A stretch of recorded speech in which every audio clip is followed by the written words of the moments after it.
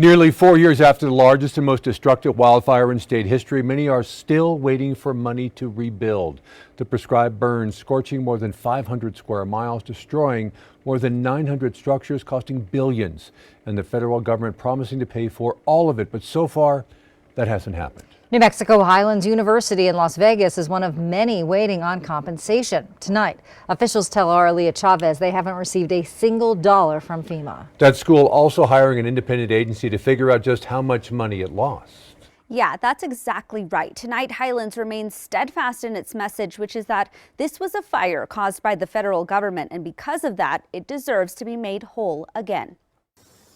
When thousands of personnel responded to the largest wildfire in our state's history, New Mexico Highlands University in Las Vegas stepped up, turning its campus into a regional emergency response hub, a place to house evacuees and support first responders. Highlands opened up its campus to provide resources to those fighting the fire. Now the university is learning the price of that generosity after hiring the firm Eco Northwest to conduct an independent economic analysis. The findings showing widespread damage and costs, flooding, erosion, and smoke impacts to buildings, roads, and facilities costing up to $195 million. Heavy emergency vehicles tearing up campus roads, losses totaling up to $44 million.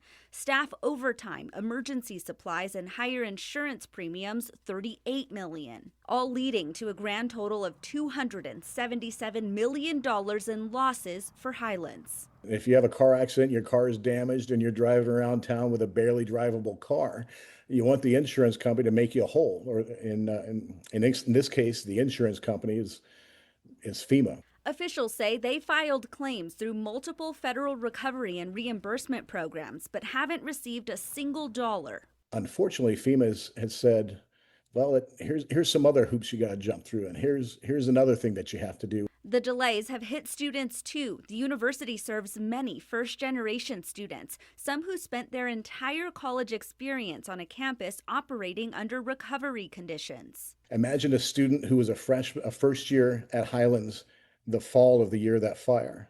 They're going to graduate this May, a lot of them.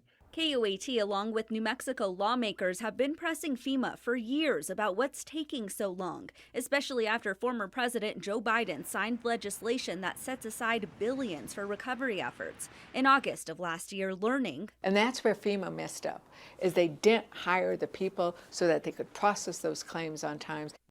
And beyond the physical damage, the university says it's also suffered from hiring and retention challenges because of regional housing pressures. Reporting, I'm Leah Chavez, KUAT Action 7 News. Lawmakers still asking for Jay Mitchell, the director of the FEMA field office, to resign. If he doesn't, Governor Lujan Grisham says she will ask the federal government to remove him without pay and investigate.